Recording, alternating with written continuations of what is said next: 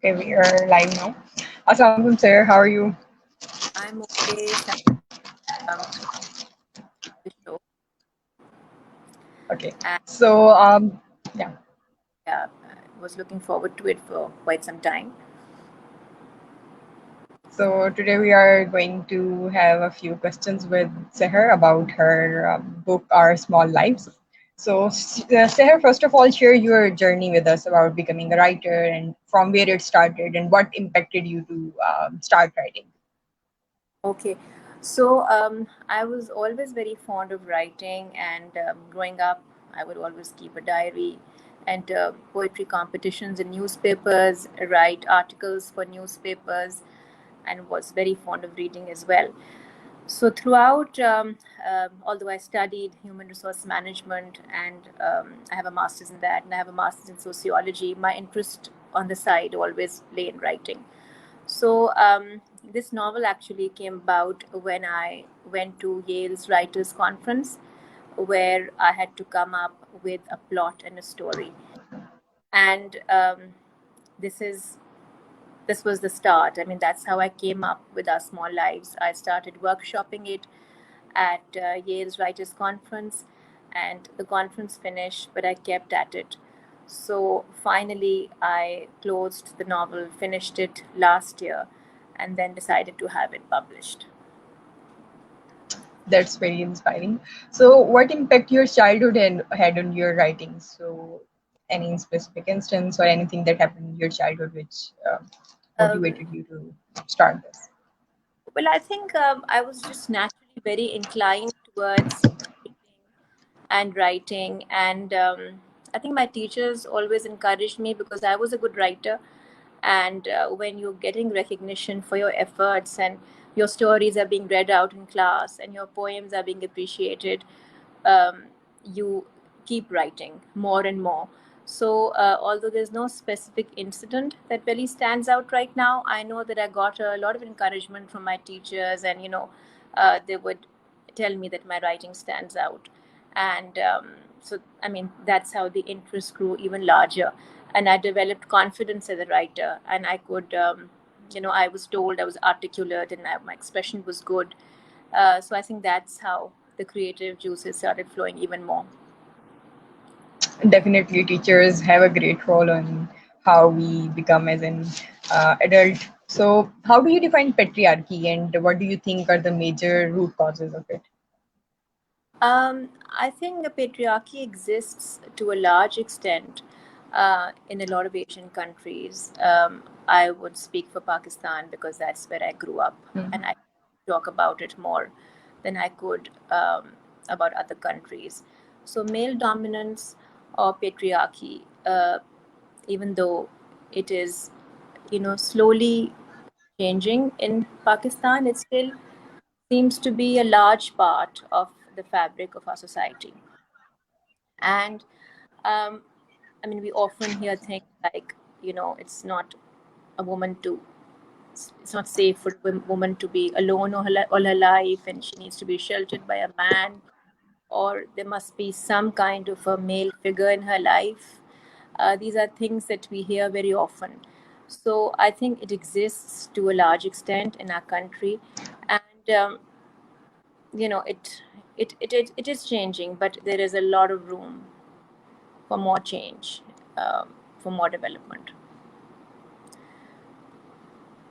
Yeah, definitely. Patriarchy has, I think, affected Pakistan's community more than we can think of. So, you have written about the marginalized communities of Pakistan in your book. So, how do you see Pakistan in next 2 to 3 decades?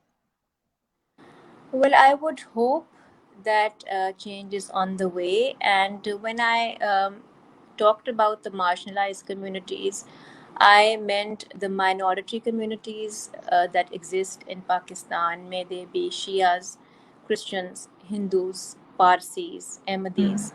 So I, by writing this novel, decided to give or wanted to give all of them a voice. It wasn't that I was just Okay. talking on behalf of the MDs. I was talking on behalf of all the minorities. And I mean, we still like Patriarchy, even in this sphere, there is a lot of room for more progress. We kind of have, you know, we just concoct laws that always go against the minorities.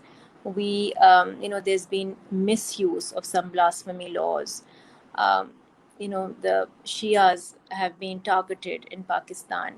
They've been forced conversions to Islam. So, many cases stand out, like Asia Bibi. Those cases are very familiar. So, I just hope that, with the right voice, with the right narrative, things are going to be progressing, and we are not going to make this a mistake. Um, Again, I mean, Jinnah wanted a Pakistan where minorities would have a voice. He wouldn't have wanted Pakistan to be, you know, an emulation of the pre-partition land where Muslims were like discriminated against. So we want to move away from that. We want to give them a voice and make sure that, history doesn't really repeat itself.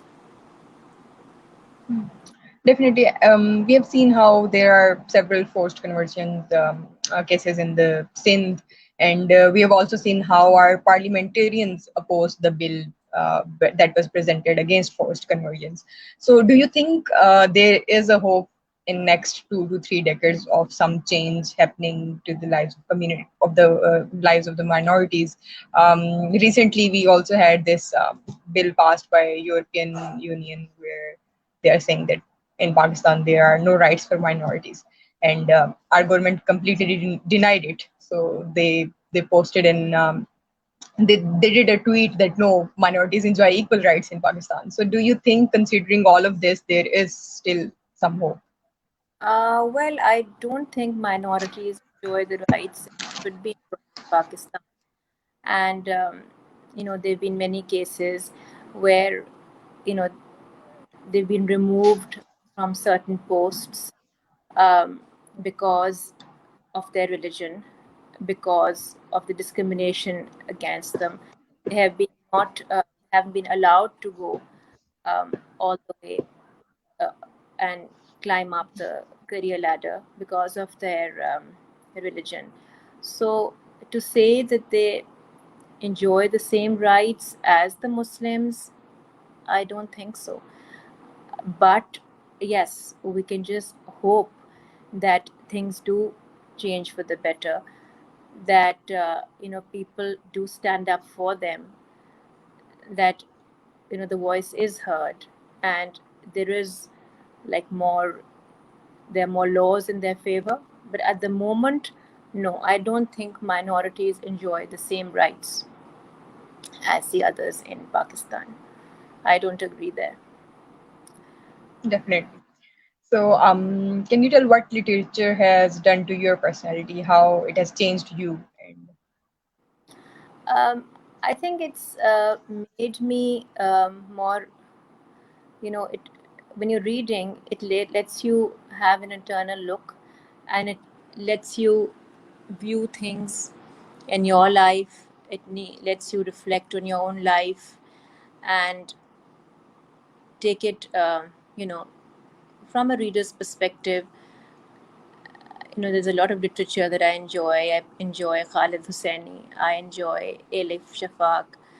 Um, and growing up, of course, one read all the Enid Blyton and Agatha Christie and all that. Uh, so I think what reading does to you is that it teaches you how to look at things from another person's point of view. And I think it has taught me that. It has taught me both to look within and also see things from another person's point of view. So that is how I think it's helped me shape my characters in this book that I've written. we are seeing there is a decline in the reading culture, especially in the youth. So, would you want to give any message to the youth that why they should read, why they should give some time to read these different perspectives? Um, I think it's very obvious um, why somebody should be reading, um, for themselves, for their growth, for their ability to write better. And now there are so many other ways in which you can read. There are so many other platforms for reading. We just had like a book on which we could read. It just went with us wherever we went. But now kids have, they have the whole world in their hands. They can read from wherever and whenever. They have all the tablets, and they enjoy all the iPads and the media, and each and everything at their fingertips. So my advice to the youth is that be comfortable with media and make it comfortable for yourself to read from your gadgets. If you can't read from a book, use your iPads, use your computers, but don't give up. Keep on reading and do any kind of reading that you enjoy. It doesn't really have to be a book that I like. It's absolutely personal. So read whatever comes your way. It could be newspaper articles, it could be short stories, it could be, a novel, it could be poetry, it could be anything that you enjoy, but do take out the time to read, because it is a very personal experience, and it's an experience that teaches you a lot, and it does a lot of good for your mind and your personality. So I would strongly advise the youth to read. Okay, sir. So, what kind of literature do you prefer to read? Is there any specific genre that you really like or enjoy? Yeah, I like autobiographies, and I also like realistic fiction a lot. So where our small lives comes or falls is realistic fiction. But having said that, I do enjoy autobiographies. I'm reading A Promised Land these days by Obama, and I'm really enjoying it. Um, so, I mean, you can experiment with any genre that you wish, but for me, um, I like to read and write realistic fiction because I don't know, it just gives me a sense of reality. And I like that sense of reality, maybe because I'm a very practical person. So I think that gels in well with my personality, and I enjoy that genre. Okay, that's amazing. So, sir, there is a certain conception about writers that all they do is read and write. So they don't have any other activities or hobbies in their life. So, do you have any other hobbies except writing and reading, or do you really enjoy something else? Well, I'm a full time mother to two boys, so that takes a lot of my time. And I actually don't get enough time to read and write, not as much as I should. And especially with the pandemic and everybody being at home, I think it's been hard on writers because they're not being able to find the private space to write like they used to, especially if you have a family. So, I mean, I. I'm not a very athletic person by nature, but I think this misconception could be wrong because, a writer is just like any other person. So she or he could have, an X number of hobbies uh, and be able to do anything that anybody else is doing. So he or she is just as much of a human being as anybody else. So, but yes, I think. The first chance that I get or any free time that I get, I would I would want to write or read. So maybe then to that extent that that may be true, that it is something that I enjoy more than anything else.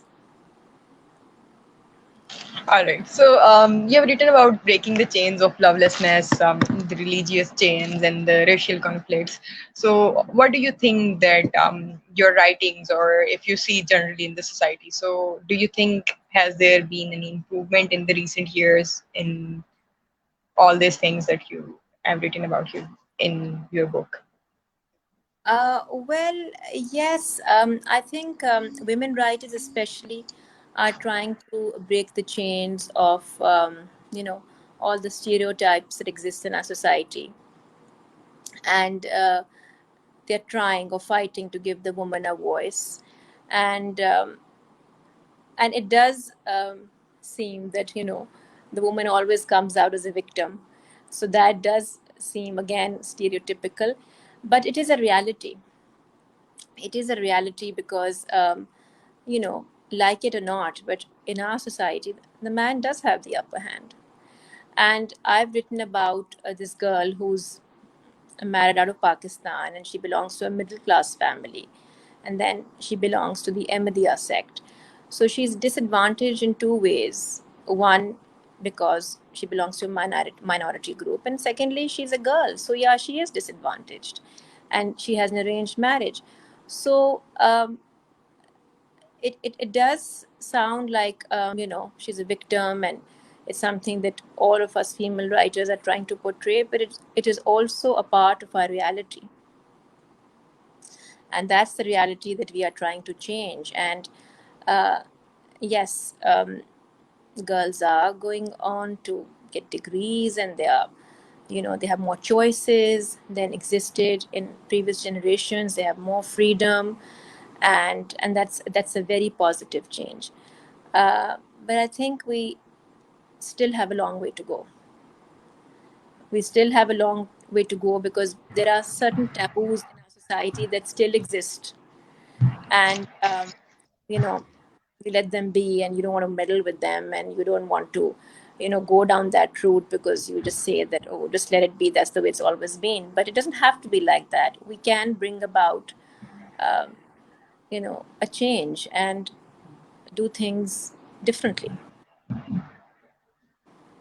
Definitely. We have seen a huge movement around women's right in Pakistan. So, but there is still a huge gap in the religious issues. So we have seen that recently there were religious allegations on Aurat March as well, and religion is always used as a tool to oppress every movement in this country. So, do you think there is a hope for huge religious movement which can bring change for minority groups, which can uh, where we can have this space to like practice religious tolerance? Because if we see the current situation, there is no such movement going on. Yes, I think if a woman stays, within her religious, domain, and practices all that she wants to, there is absolutely no harm in it. And I personally do think that Aurat March is a bit over the top, and I'm not a very strong supporter of all that is involved in Aurat March, but it's each to his own. It's very personal. Um, but yes, I think the awareness is there, and awareness is striking home. The awareness is going into those areas where it wasn't before. So, there is more awareness in the rural areas, in the villages. The girls are more aware of their rights, and they know what Aurat March is and what it entails and what it's trying to achieve. So this is definitely a shift from where it was earlier. So this is like a change in itself. But you also want to say, or I also want to say, that uh, you know I think you don't need to prove a point by just doing something totally outrageous and doing something that doesn't really need to be done. I mean, you can make a point in a subtle fashion as well. So, very outrageous behavior to propagate female rights doesn't go well with me. So, yes, I'm all for change, but in an educated and sensible manner, which is, you know, which female sensibility can appreciate, which any sensibility can appreciate.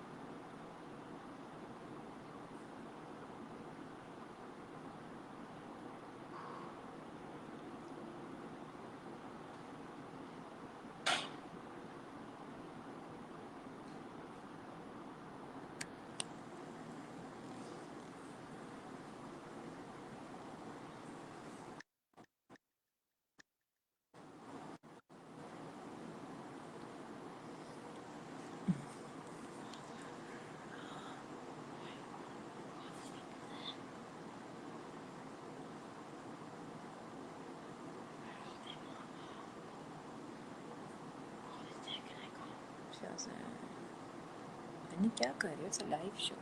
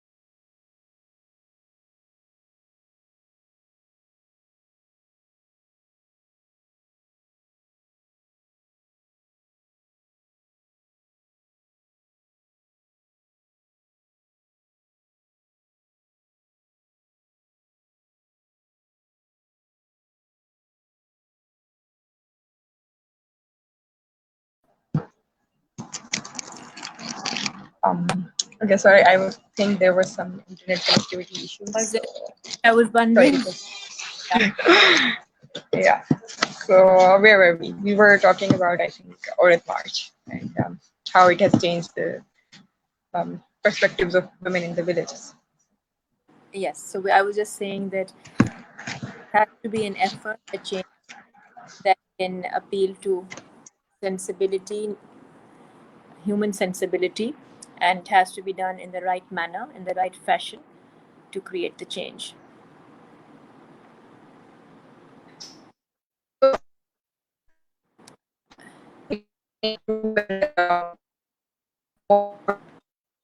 sorry I can't hear you I think there is a glitch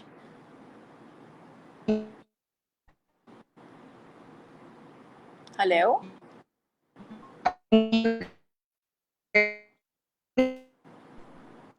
hello can you hear me hello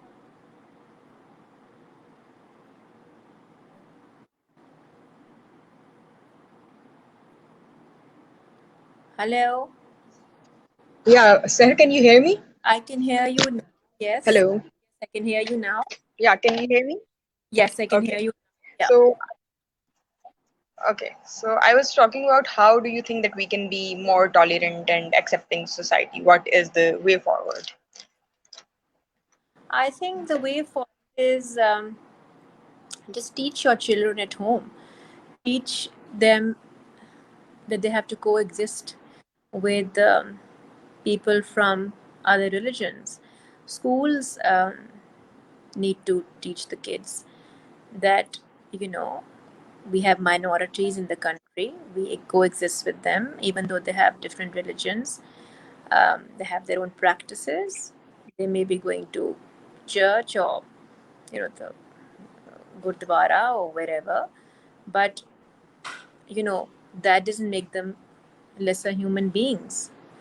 And like I live in Philippines, and my children go to an international school, and they're in minority because they're Pakistanis and they're Muslims, and they're crowded out by many other nationalities and religions, but they coexist peacefully. Can you hear me, Varda? Hello? Hello? Can you hear me? Hello? I can't hear you at all. I think there's a glitch.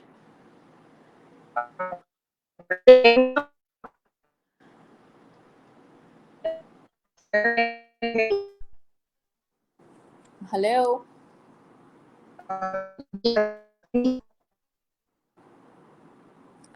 Shall we reconnect? I can't hear you. I really can't.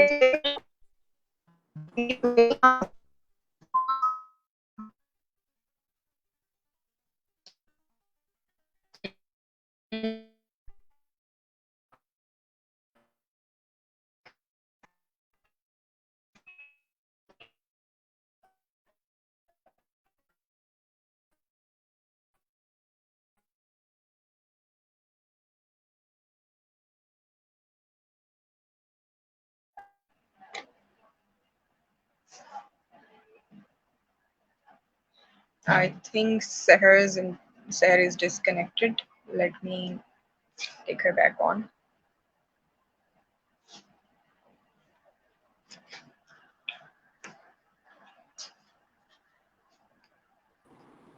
Hello? Seher, can you hear me now? I can hear and see you much better now. Okay. Yes. So sorry for the internet glitch. So I was able to hear you previously. So I was hearing your answer about the tolerance part. So coming to that, we talked about schools. So what are your views about the One Nation curriculum that has been recently pushed by PTI? So do you think that can play a role of us moving towards a accepting society? Can you give me a little bit of detail? I'm not aware about the One Nation curriculum. Can you tell me about it? Yeah, so PTI is designing this curriculum for the schools. So their main motto behind it is that the whole nation, in all provinces, there should be the same curriculum. So so everyone has the same perspective about the things that we as a country believe in. So there was this criticism on the curriculum by religious minorities because they have Islamiyat for Muslims and Ikhlaqiyat for minorities. So there was this argument that do you think we are bad ikhlaq and we don't have any ethics? So you are giving us Ikhlaqiyat and Islamiyat to the Muslims. But So do you think that? Hmm. I feel that ikhlaqiyat, ethics, or civics should be for everybody, irrespective of religion. I think that is the first thing that a human being should be taught, whether he or she is born a Muslim or a Christian or a Parsi or a Hindu. So, I mean, I think that's the basic thing, that we need to treat each other with respect. You give respect and you get respect. That's the basic thing that you need to teach your children. And I mean, through this One Nation syllabus that you've just told me about. And I think Islamiyat or scripture or Hinduism, they come later. First, we need to teach or learn basic manners as to how to treat human beings. I think humanity is the language that we all need to speak before we start speaking the language of religion. That is something I strongly believe in. And of course, I'm a Muslim and my religion is very dear to me. But I'm not going to shun anybody just because he or she doesn't belong to my religion. And it's a basic civil liberty that we all need to have as individuals, and we all need to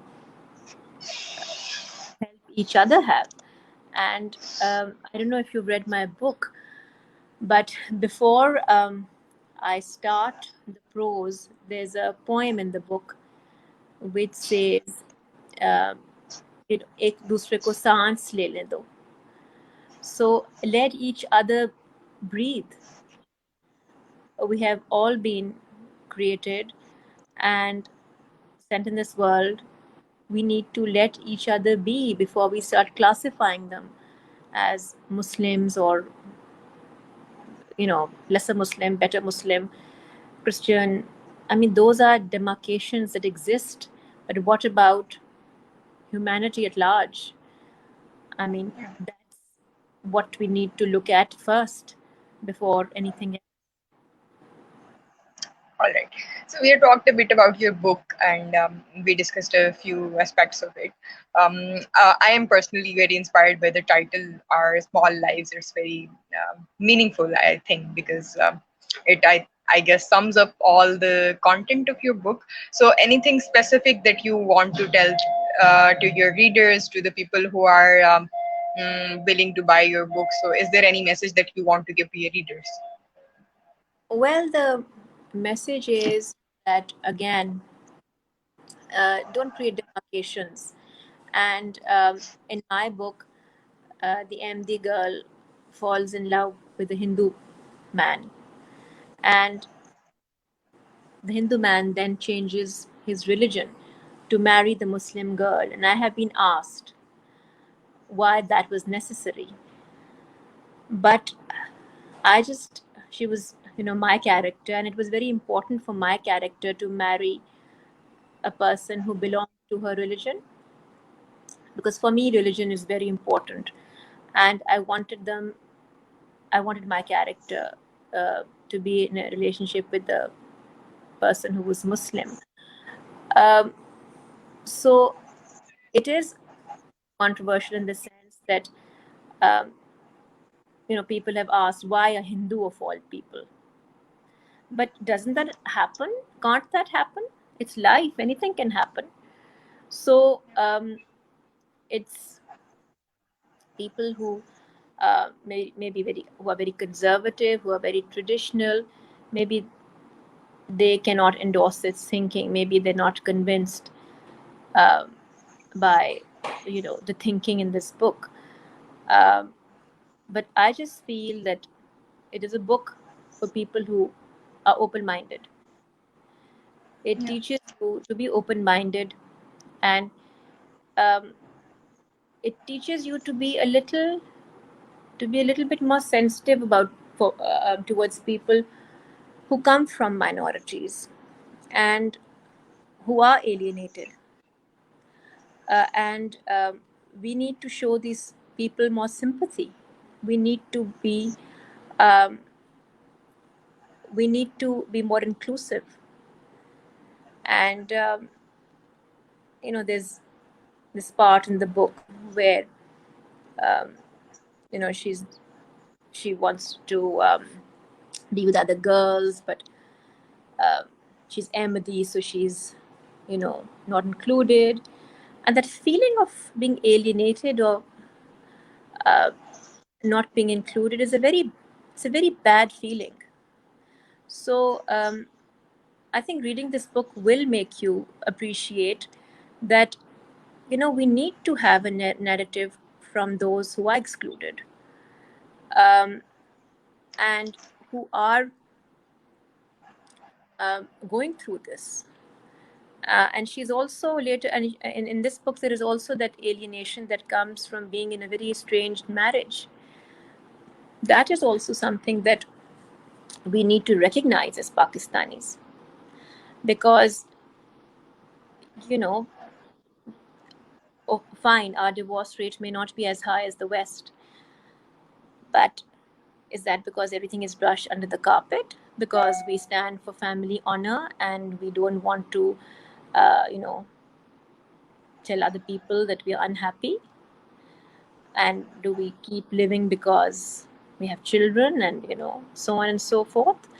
So it's time that people recognized the problems that exist in our society, where everything is just pushed under the covers, and where people are not willing to come out and speak about their alienation, whether it's in a marriage, whether it's because you're not a Muslim, or you're not recognized as a Muslim, or because you have left your country and you're just, again, a stranger overseas. Because Sarah, my protagonist, goes through many layers of alienation. And I wanted the reader to actually feel her alienation. Um, it's a very she's very lonely because she's excluded in her home country, when she goes abroad, within her marriage. So it's time that people started recognizing that these problems do exist and we need to embrace them, we need to face these problems. Yes, as someone has commented, actually, Alvina commented that these days people are afraid of writing about these topics because religion and then patriarchy. If you talk about, because you wrote that your character who is a male, he changed his religion. So these are very controversial topics which no one wants to talk about. But as you said, there is a need to talk about these things because people need to know how it feels to be alienated and how it is for the people who are on the other side of story. So Ali, Seher, in the end, I would want you to share your experience working with Dastan and how was it, and any comments. Um, Okay.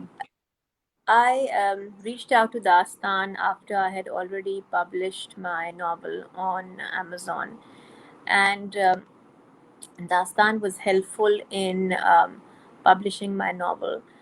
And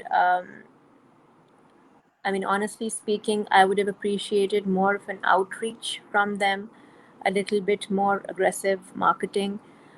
For us first time authors, it's a little difficult to be on their own. So I would have liked more of a push from the Astan.